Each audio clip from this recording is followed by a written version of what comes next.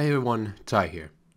Before this video starts, I just want to say that this is sort of like a post-commentary thing, just to explain some things that happened during the run and other shenanigans. So for the past 2 weeks, I think, I've started routing and running Legend of Zelda Specter of Light. So this map is probably the longest map so far. And also, I wouldn't say it's difficult in like a weird way. I'm not even gonna.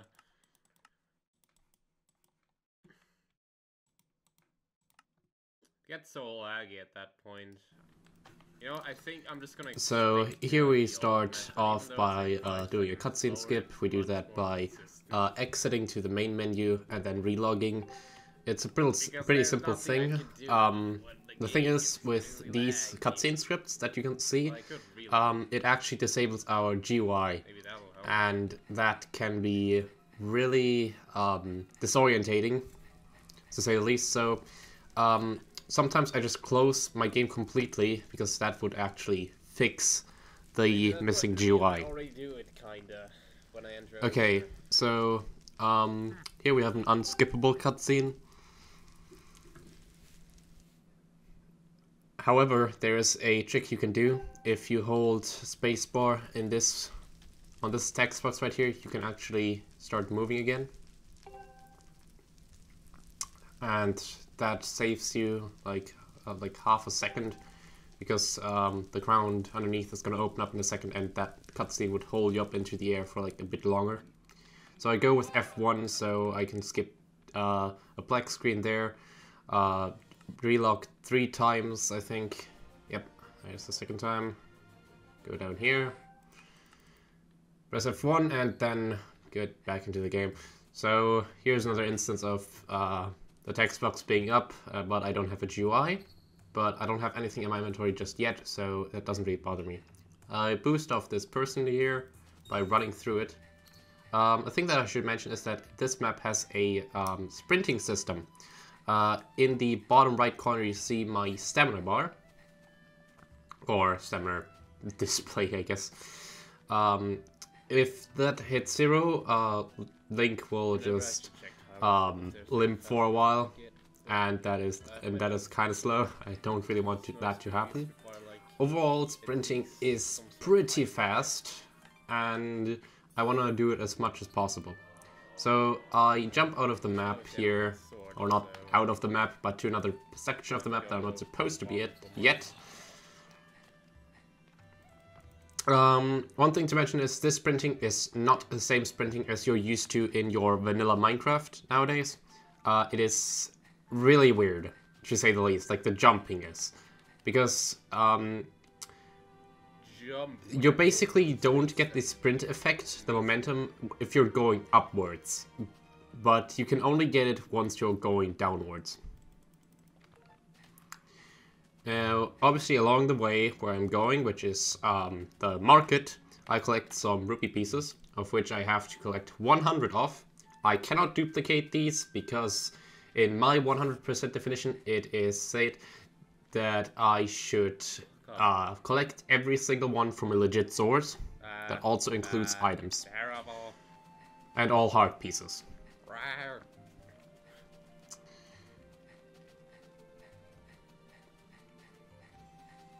In order to sustain my stamina, I tap it quickly to just keep the stamina at like 1 point.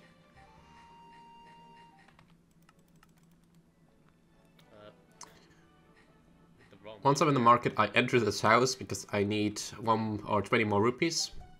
Just conveniently, this house has 20 rupees in it.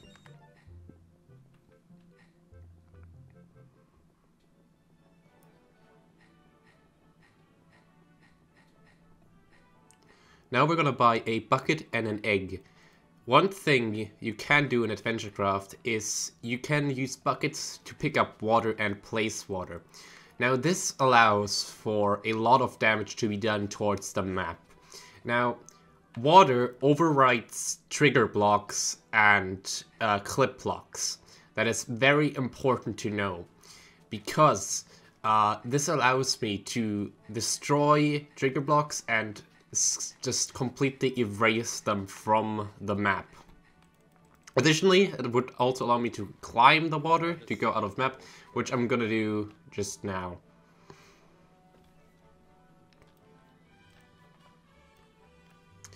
Fun thing about the water is that the water will stay even if there is no source block if you relog.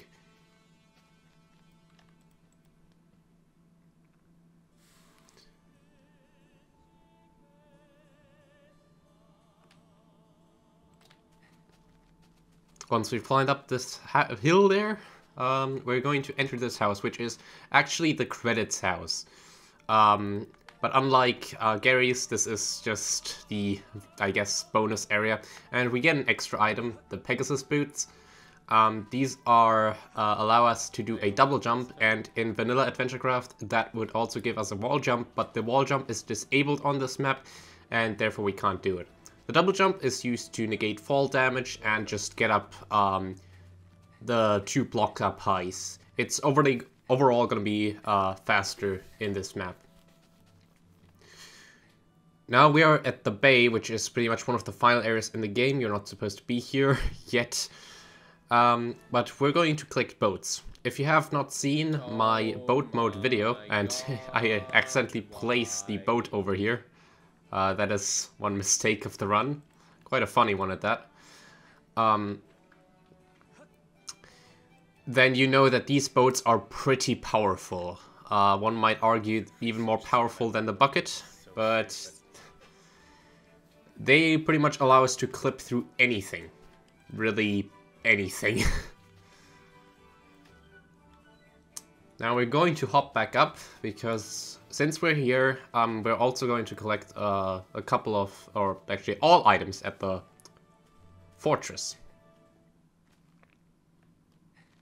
You may also notice that the City of Hyrule sign is stuck in the corner. That happens when an overlay is put onto the screen and you relog. The trigger to disable it is never actually hit, so it never disappears. If the overlay is overwritten, then it will disappear.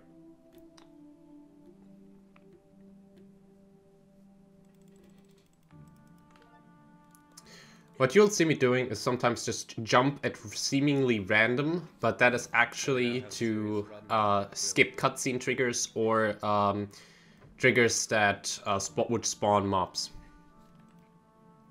Now I place this bucket to destroy an invisible wall and then drop down here. I place a boat inside of the class, a bit too high there, but it still worked. Now I place a bucket to destroy some cutscene blocks. And grab our first heart piece here. Oh no, second heart piece actually. Any good at all? And this is what happens when you run out of stamina. Obviously, I would have had usually more by then, and I would have run out by the ladder. Because stamina doesn't affect climbing speed at all. Like I said, every sort of like upwards momentum that you can gain is not affected by sprint. But boats are actually affected by sprint, so it's actually faster to sprint by boats, which is also how I broke the boats earlier. Stop talking. Just stop.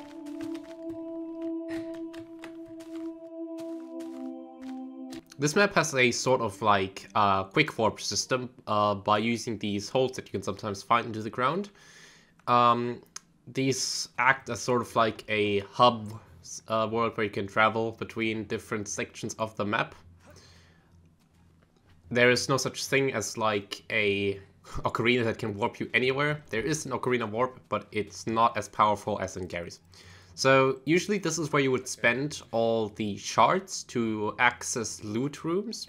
But luckily we can break inverted triggers on the ground with our water and just open the doors like that.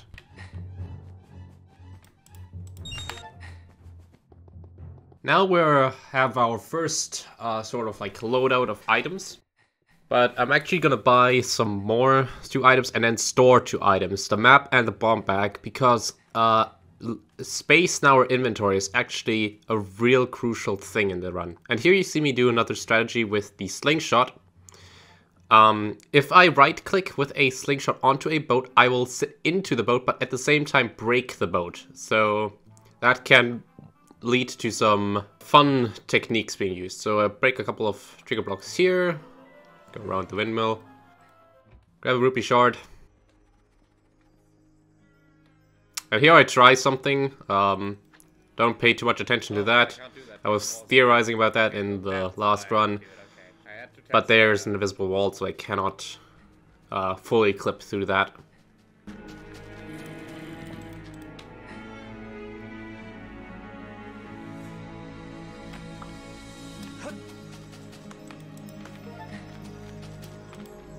Come on.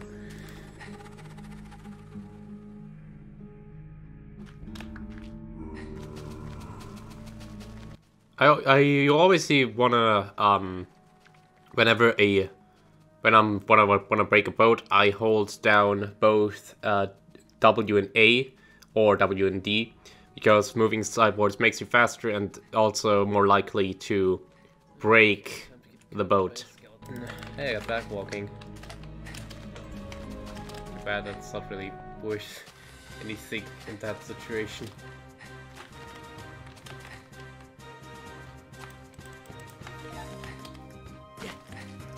I fell down, that's not a big issue, I can just I want to note down that whenever I enter a dark area, I can practically see nothing at all. So I usually rely on just muscle memories and the swords and my capture, which is a bit lighter than the actual screen. Now, over here we have a complete loadout of most items inside the map. Sadly not all of them, but most of them. These are, I guess, it's sort of like a debug room sort of deal. But now we're actually going to duplicate some of the items that we've acquired so far for various purposes. So we need 12 eggs for a heart piece later on. We also need about 7,000 rupees later on to buy all mass. We need a whole lot of bomb arrows and boats. And also some red potions for emergency heal, since unlike Gary Zelda, I don't have an infinite health source in my inventory. And also the hookshot, which basically allows me to hook onto things that I'm not supposed to hook on, like all sorts of wooden things. Not all of them, but most of them. We also get the Sora Tunic, which will give us a bit of armor and the ability to breathe underwater.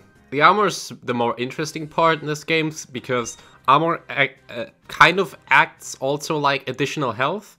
You will sometimes see me take damage, but no damage actually displayed on the hearts. It's a weird thing, how,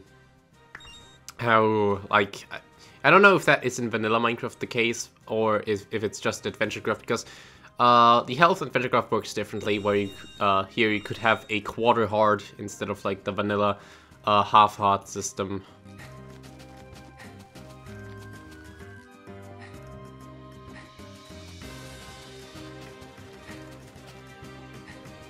So now we enter the prehistoric dungeon from above and grab a heart piece. And now we're on the lower levels of the dungeon. And here we are going to see our first instances of like real door skips. There are two kinds of skips. One through solid blocks, which is really scary to do sometimes. Because not only are you constantly taking damage while you're stuck inside solid blocks, but also the boat can get left behind. So you're going to lose your boat. And obviously I want to keep at least like 2 to 4 boats around in my inventory at all time. Here I just completely skipped the boss, thankfully. Activate my lens here for the first time. We're just going to open up about 2 gates and like a staircase. Now we're going to completely get out of the map once again and then enter a cave from behind. The cave is completely filled with cobwebs, so optimally I just stay in the wall, get the chest, and then quickly walk out again. The other kind of like clip is through normal doors. I can actually place the boats behind the doors, which reduces the chance of the boat falling behind and being, I guess, just left behind. I enter this door, which is usually closed by like the lens,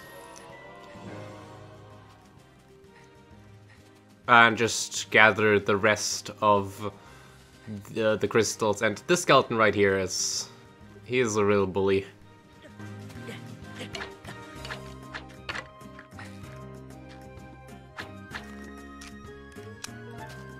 You will also see me use the leaf a lot. I don't think I have ever showed anything with the AdventureCraft leaf done on this channel yet.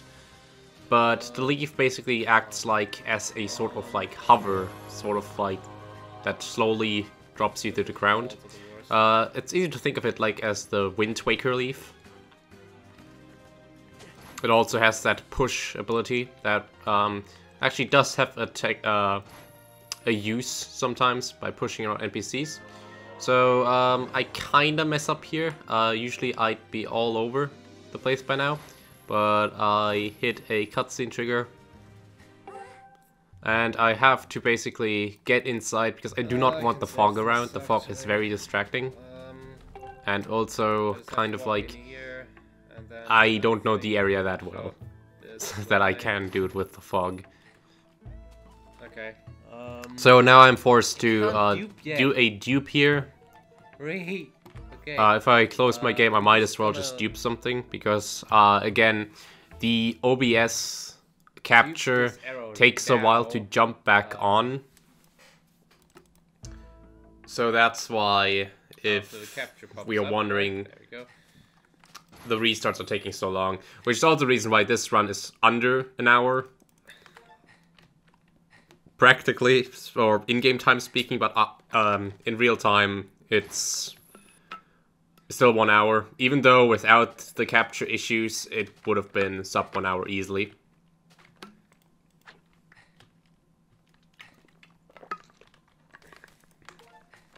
Now, this map is really random with its invisible walls, and here's a really weird invisible ceiling, which is really hard to overcome. Finally. But luckily I managed to do it first try. That's what it's supposed to look like. And here you see that like my inventory is getting so filled up I actually have to leave a boat behind.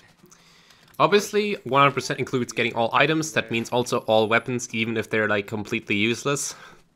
So, and I mean, I'm not actually going to use a sword in this entire run up until the end. So this entire like hotbar you're seeing right now, this is how it's mostly gonna be.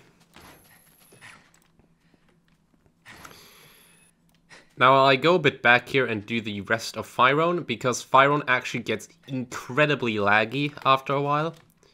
Mostly because scripts are starting to fall apart all over the map, which can lead to some pretty brutal results, such as a mob that constantly warps towards you and deals a lot of damage. Silence.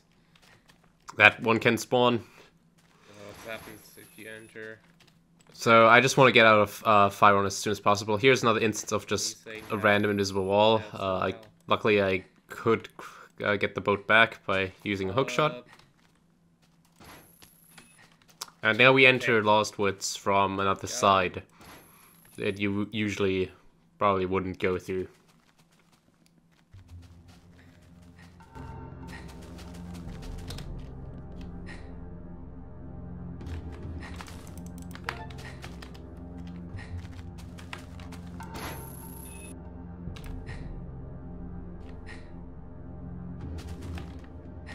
So I can just go here right now. Actually, I'm hit it.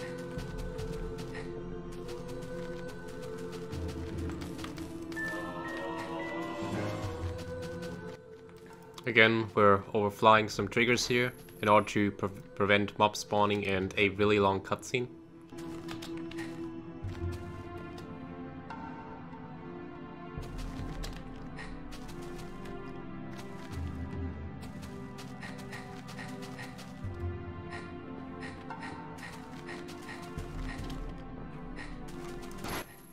Now you may not see it, but actually the lens effect is still active.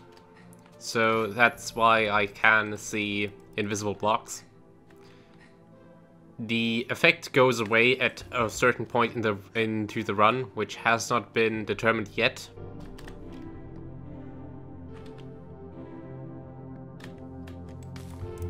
Ooh. Okay, that was close.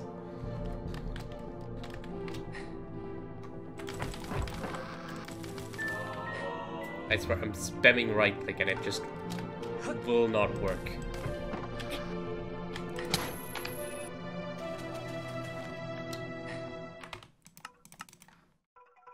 Now we're going to clip into the Shrine of Necluda. It just so happens that this shrine is located underneath the Forest Temple, so we're going to use a boat to clip inside the very top of it, and then grab the heart piece and then just fall to the teleporter in the end, which teleports us straight to Necluda.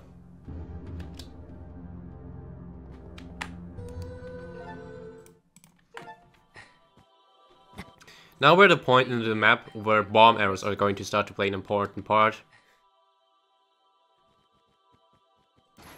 Bomb arrows is basically like a sort of a poison, you could say, almost. Like, you could take it, but you're going to risk health, and you only have so much health potions to your on your repertoire that you can use them. Got me killed.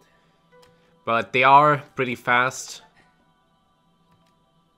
And probably also, but they're also pretty random, which is a huge downside to them. I also use bomb arrows more than bombs. One, because I can place the bomb arrows in front of me, so I can run into them and then go on, which is faster than walking to the place where you want to be, and then using just normal bombs.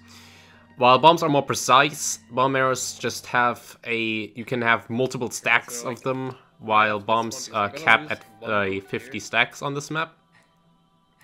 Here's another use of the boat. If I use a boat right here, I clip on top of the ice. Like, there's just nothing I can do about that. Again, by using the slingshot. And then I can dupe up here once more. Like coming up is another dupe, mainly for bomb arrows. Like right here.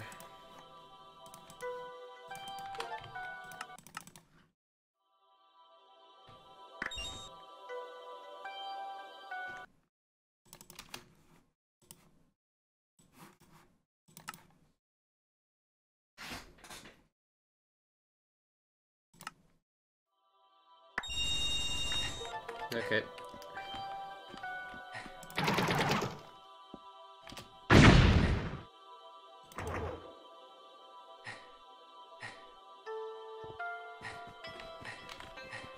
The fact that I throw 2 X there is actually kind of important, because that's going to free up a stack later on.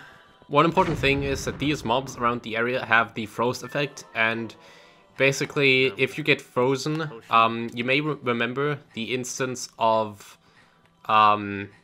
Gary's Zelda, where I hit pause and then the world freezes around. It's that same effect, except for that I can't unpause it at will.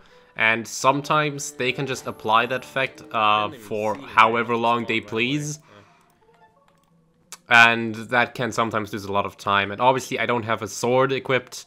I only have a pistol. At least that didn't cost me a minute. Because that is what can happen. Now the first mention is straightforward. I just clip through the door twice. And here's actually something that is kind of questionable. So I'm going for the hookshot now. I do have 2 hookshots in my inventory. The thing is, one of them is not legit. The one of them is duped, so I do actually need another legit hookshot. This guy has some really weird spawns. Like, there's also a spawn trigger right in front of the chest, which can sometimes be triggered at random, pretty much. Here we see something special, kind of, Yeah, clipping into the wall at that certain angle kind of puts you into the spikes. And but I did this before, but as you could probably hear by my reaction, I did not intend to do that in an actual run. I actually got that in a run, is kind of special, but I'm kind of low on boats. I'm gonna have to dupe one more time. Down here, sometimes wolves can spawn. If these wolves are just... Which is not... are there in general, they're just usually a huge pain. Luckily, they don't have the freezing effect. Nice. Now, here's actually the fog that is going to be staying with us for a long while now. Since I never ever hit a trigger that one more is acceptable, basically erases the fog.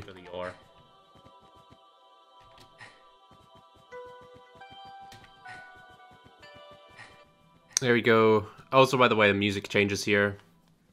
I'm not sure why that happens. I'm assuming it's sort of like a timed trigger in the background, or perhaps the skeleton died. Now, I failed the clip here because I slightly touched the boat. At this point, I'm slightly worried about my boat count in this run, because I am kind of low, and I did lose some boats, a lot of them, early in the run.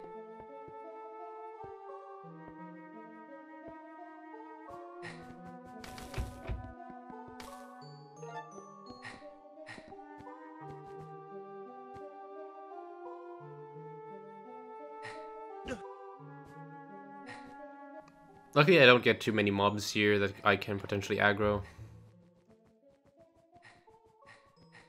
I get this cutscene at a really terrible spot. That's the cutscene for the boss dying. Also, shout out to bomb arrows not working properly.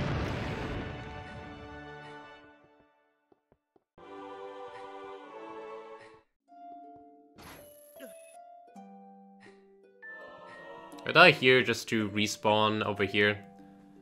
Now I'm gonna... Luckily, where we stand on, the mines of Death Mountains are just right next to you, so I can just fly into them from above, grab the heart piece, and then leave. Skipping a just entire dungeon, pretty much.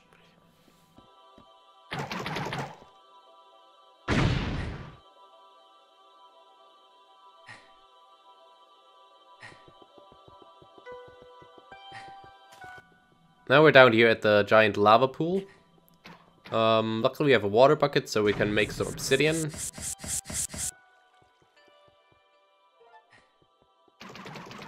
Now here's something bizarre that I actually have yet to fully explain. Sometimes you can just gain immunity to bomb arrows, or just bombs in general. I don't know why that happens, but it does happen at that point of the run with the new route. It's still something that I cannot explain yet. I ran into it in a couple of other instances, mainly after I died in a weird way, but I could yet to explain it. Anyways, we're now on the top of Death Mountain, pretty much. But we're going to enter Dragon's Belly in a weird way, pretty much. So we're going completely out of map this time. Just pretty far away from where you'd usually go by now.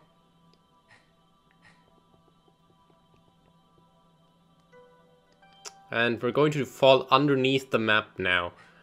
Right now we're on top of Dragon's Belly, but also next to the mountain, to Death Mountain. So inside this wall, now we're in this room. It just works.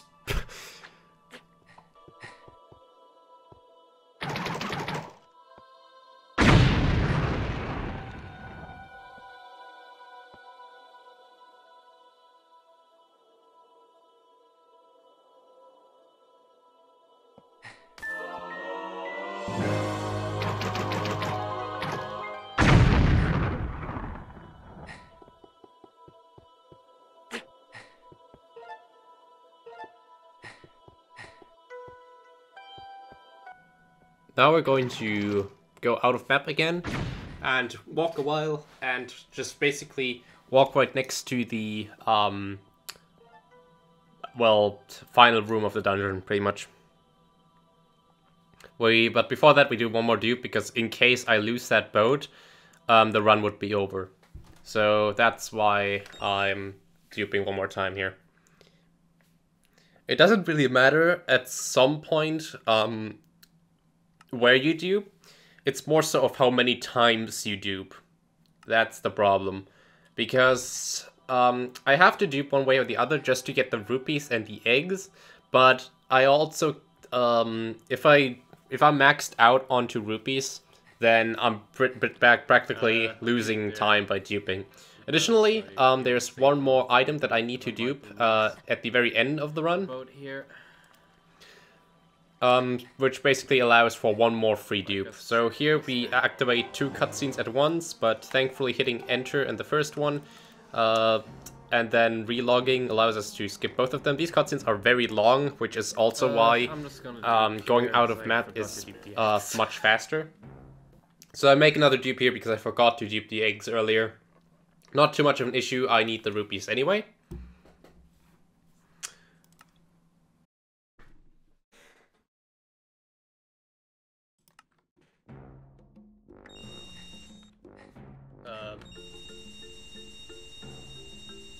Yep, thank you. Now we're dropping down the volcano.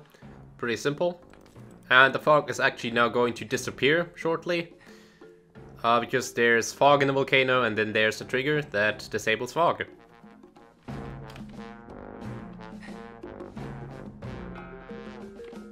Oh boy.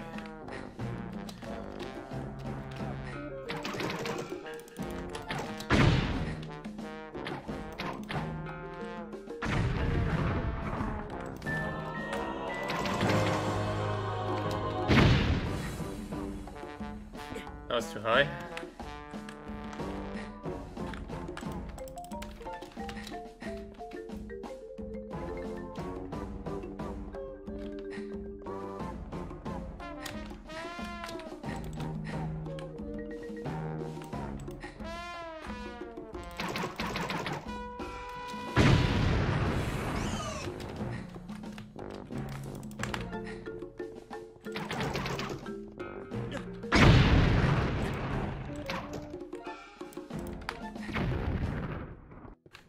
That was weird.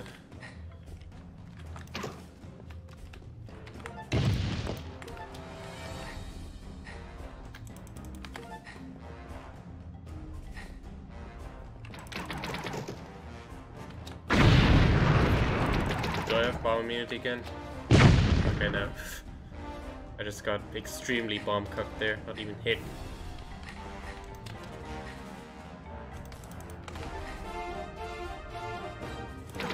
Let's try it again. Let's hope I can get it. This is the worst. I swear to God, I can. There's just no point in doing it there. I got it once, but I guess that's just it. There's no way else.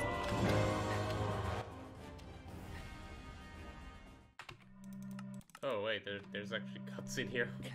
Now we basically walk the entire way to Death Mountain reverse. I didn't know about that.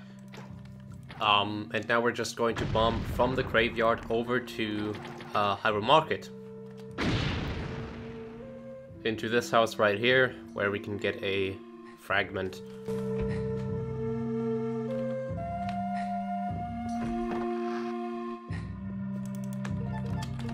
Oops.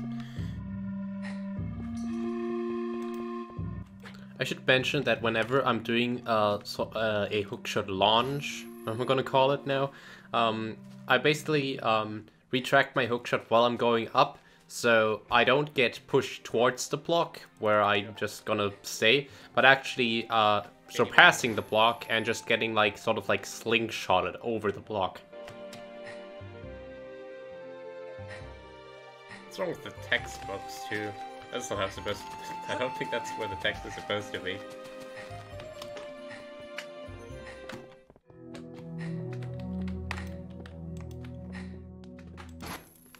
I destroyed a couple of trigger blocks in that cave there, just to make sure certain scripted mobs don't spawn, because they create a lot of lag.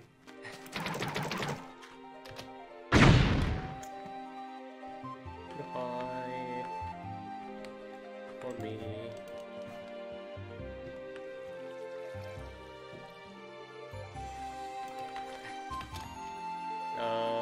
Okay, I just barely made it over that invisible wall. I should mention something, that most of the mobs you see at the field are spawned through timer blocks and basically random positions. Which means sometimes bats or skeletons can just be anywhere and just be kind of annoying. Please? Okay. That was kind of sketchy. Just getting rid of the triggers there. Really? Where's the other boat? There it is.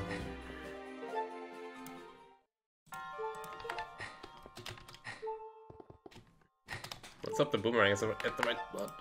Yes, it is.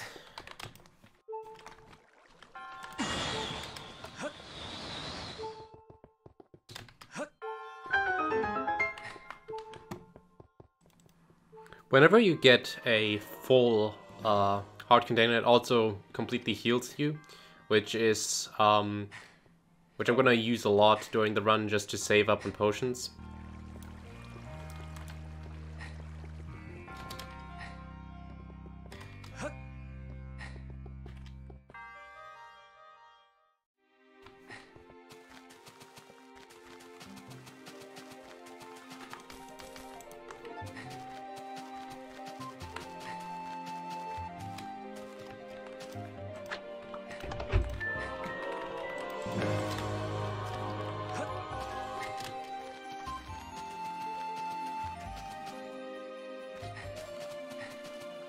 Look at me thinking about things for once.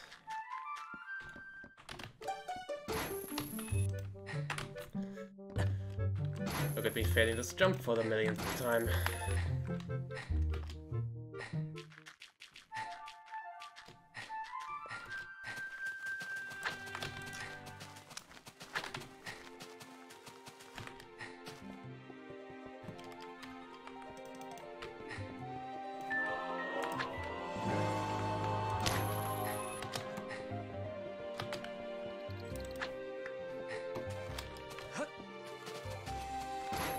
Here I press F1 just to skip a fade out transition.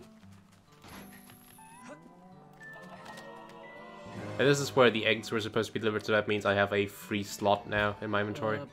And this is the only place where I am going to use the bracers, so yay, they exist.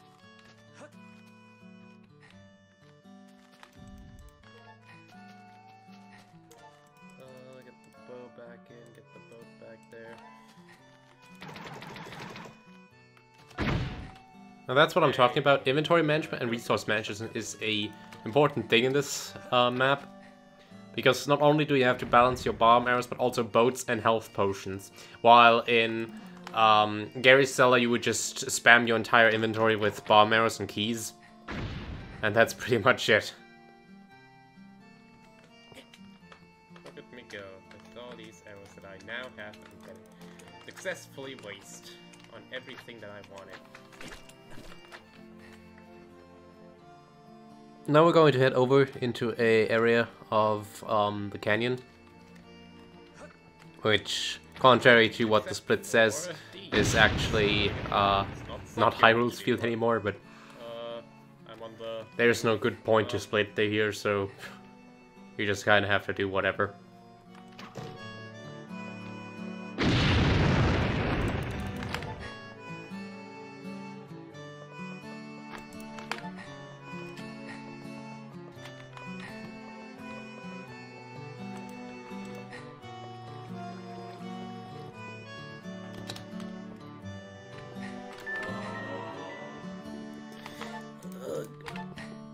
Gimme.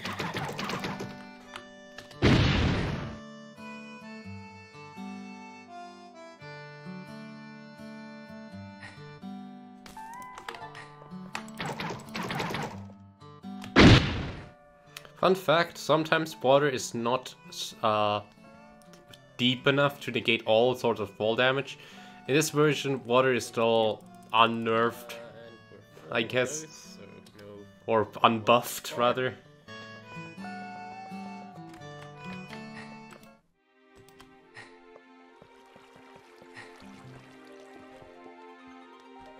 That water, man.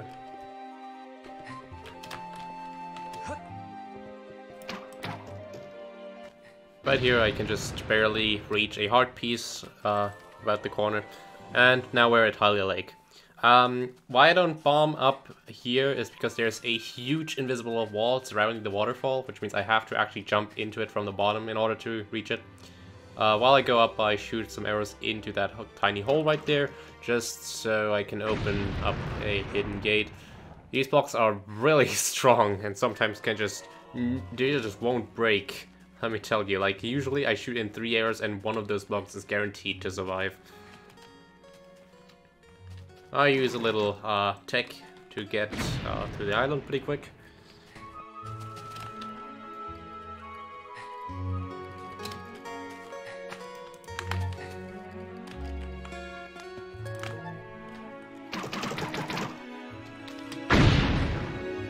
One was high, but I figured it doesn't really matter if I go high there. It's only a short distance I need to go. Switch.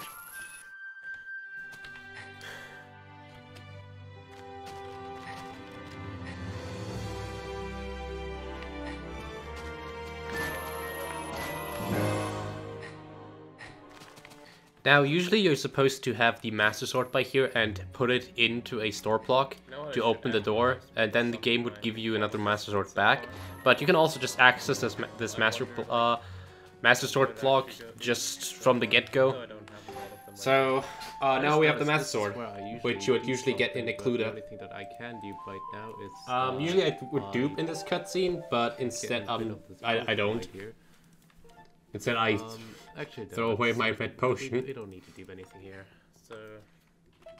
So now I warp over to the desert. This is our only warp position that we have. And before I say anything, if you see me do any sort of weird movement inside this dungeon, it's mostly likely to avoid mob spawning triggers, because there are triggers all over the place, and mobs that I really do not want to spawn, mainly Armos, which, as you can probably tell, have not appeared yet into the run, and will never.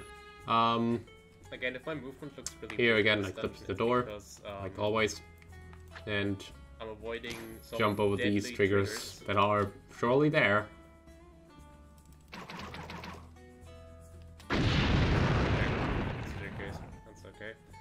And this basically skips the entire Triforce Temple dungeon thingy. Just jump over the boss trigger and grab the heart piece. I don't need the Triforce because we have something better, and it's called boats. Okay, let's start with the usual.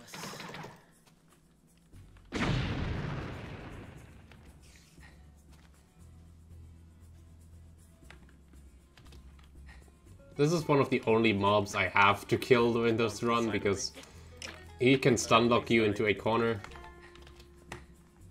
No, I'm not supposed to warp here. Other cave is the warping. I don't have any arrows ready, so I have to climb up there normally now. Which I guess is not much slower.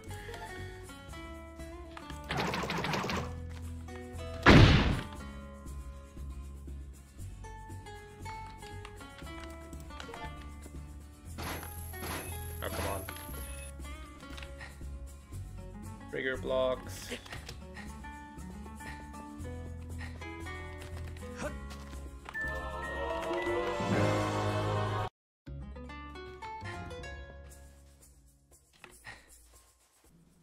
So here I buy the Gruder Scythe, which you can also get from the reward chamber, but getting it here is just a bit faster. And also saves up a slot for like the almost like a 3/4 of the run.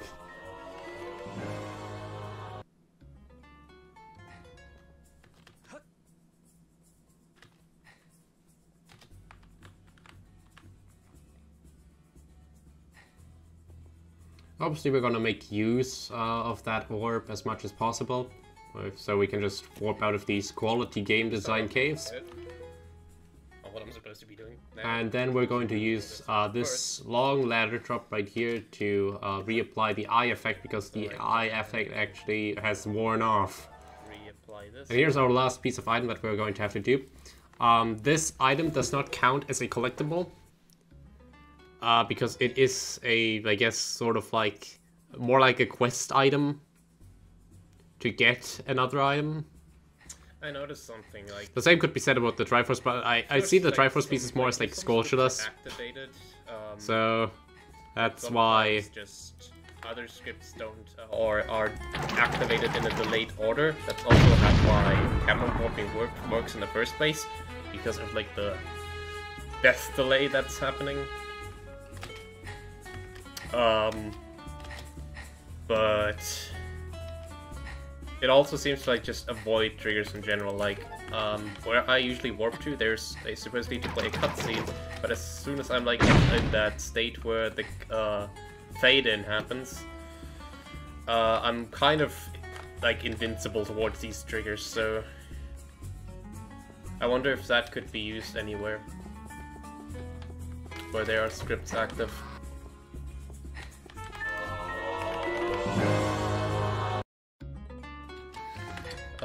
Okay. Got everything. Now we just pray that our friend Shape... I make a sort of error here, and I forgot that the new route makes use of this canyon beforehand, because I need to collect 2 gems in here. Usually I would do these after the shrine, but now I do them before I launch up and to get my heart piece. These spiders here can be really annoying. Sometimes they spawn at really inconvenient places. Sometimes they're just not there at all.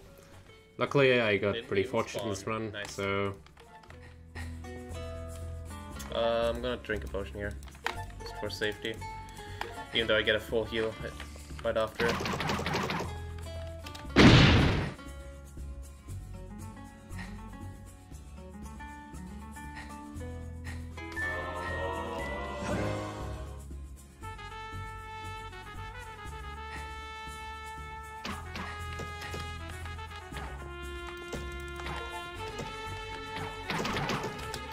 Please. Thank you.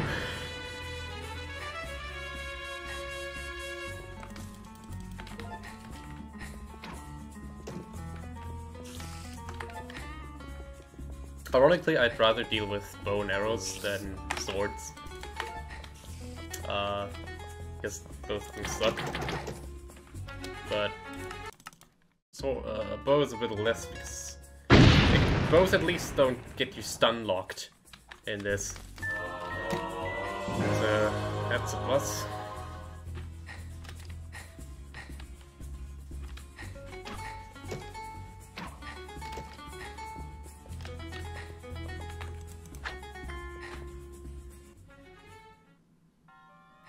You gotta forget or try something to improvise a bit, because I forgot to have the bow and arrow equipped.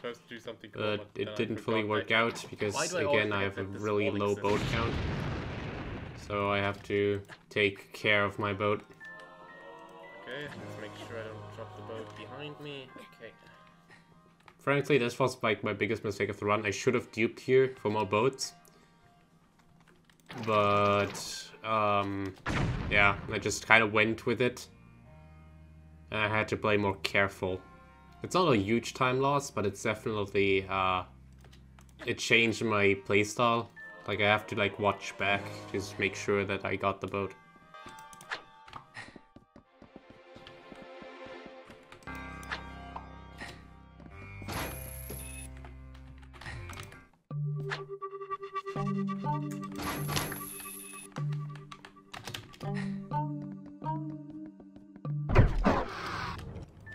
So we spawn this boss anyways, even though there's no trigger to spawn it. I don't know why he does spawn, but he also immediately dies because we are going to despawn him. Am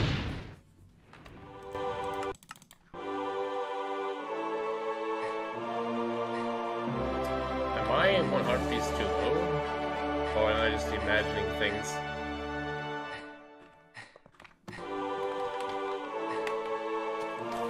I think that's the case.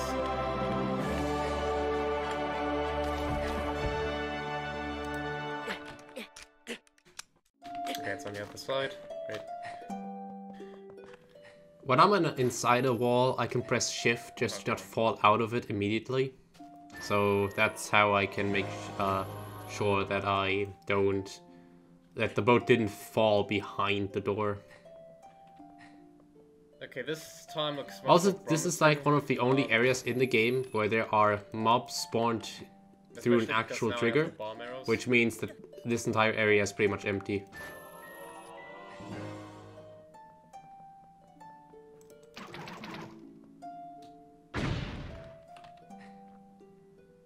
Now this is the last piece in the Blue Canyon.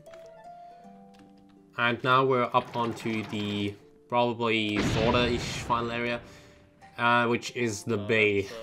Low jump. I'm gonna boost again. The bay is kind of like a real hassle in routing in, because at one point I want to just be able to do this in one full run, but as things are right now, I have to do a full circle.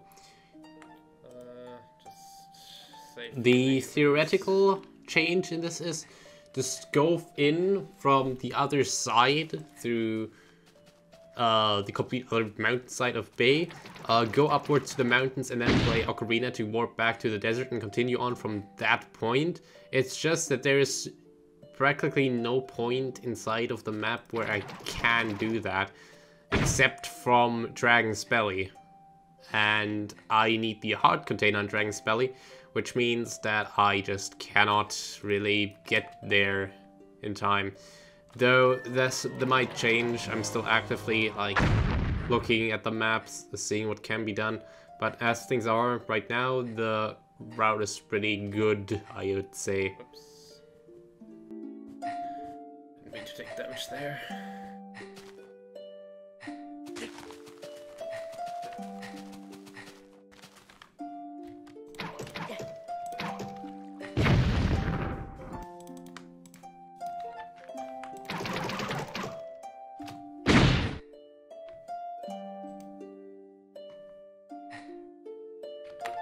Okay, we are actually on the right track. Good.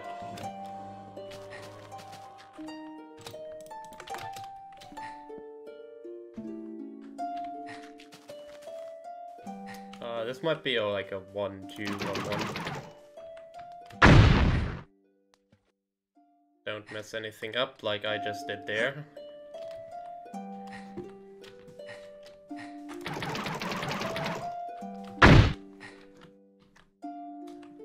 Too high.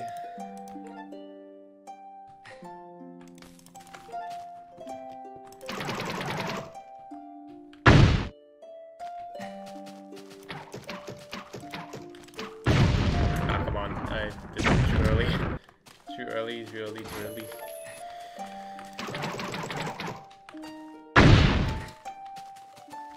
Oh, did you see that? I jumped with my momentum on. That was cool.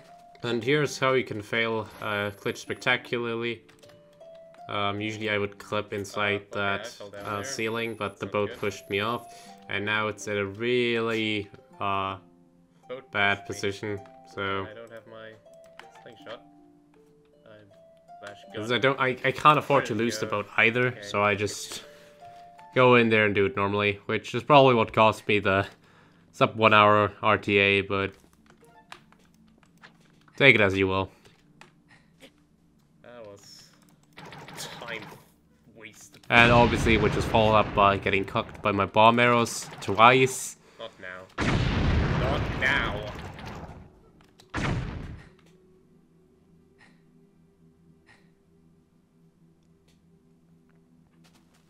And here's usually the indicator that I take that I have everything. If my health fills up completely, that's where I know I got every heart piece so far. Whoa, that was fast. But not high. Mama! Ooh. Okay. That'll do. I think this might be it. No anime. Did I just place the boat? Yeah. Okay, so I only have one boat left, huh? Actually, no. I can dupe right now. Yep. Yep.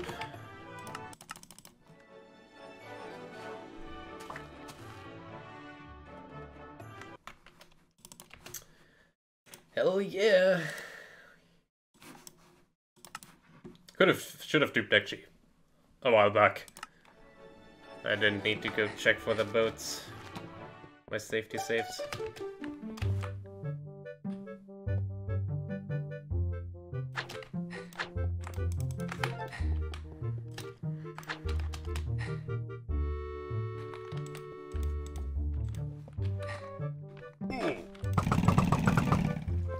No, normal sounds. We glitched the sound. Usually that only happens in Gary. As I just mentioned there inside the run, yes, the sound did change. This is something that can sometimes happen when you boot up the game, that the normal sound plays and the custom sound isn't loaded at all. I hit F1 here just to avoid another fade out transition.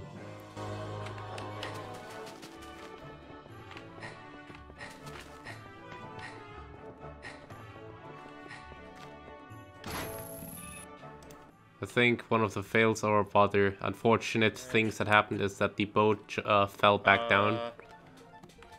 Which, really? Okay. Well, I can't lose the boat, so... If I lose this boat, then the run's over. Frankly. So I'm kinda terrified if that happens, because this right now is really good. It's a really decent run, overall. And I do not wish to lose it right away. So the market overall is a pretty rough area to go through, mainly because there's a lot of like tall buildings that can block you from using the bomb arrows correctly, and a lot of higher stuff like that statue in the tower in the center.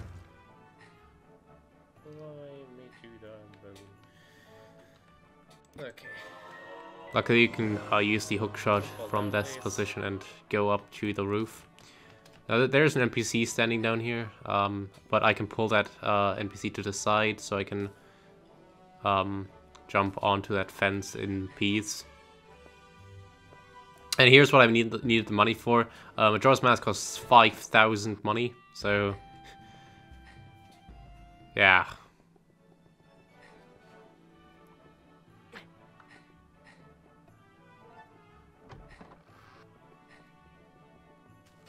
Here's usually a mini game inside here, but luckily the heart piece was already inside this room.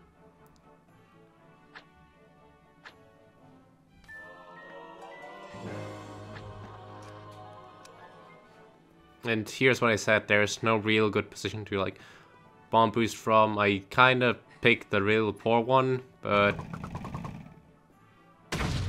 it worked in the end, I suppose.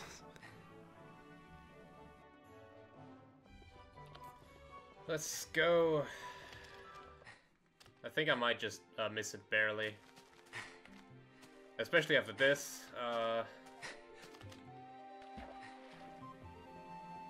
Pushing the boat inside here actually places it in a really convenient position for us, where we can enter and exit by clipping inside the block in peace. Are you ready for that one time where we're going to use action as a sword in this game? And yes, this is the only place where the sword is actually faster than any other item in the game. Actually, yeah. You could technically blow this guy to bits with bomb arrows, but bomb arrow damage is really wonky. I think and makes pretty much no sense. It doesn't look like it. So I forgot when I split there.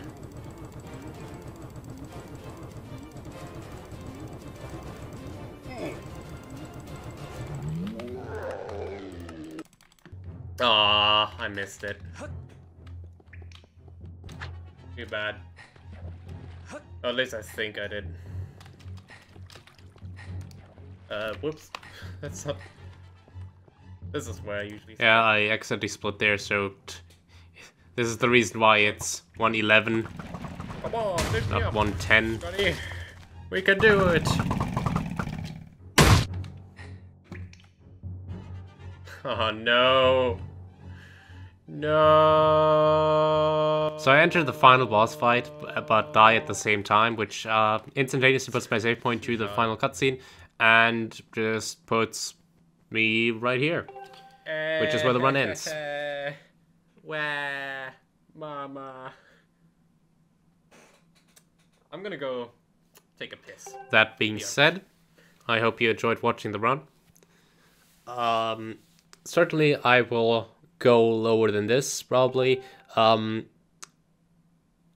But the routing is going to take a long time until I can get something maybe faster done, because I also have to time all this stuff, which is going to be crazy.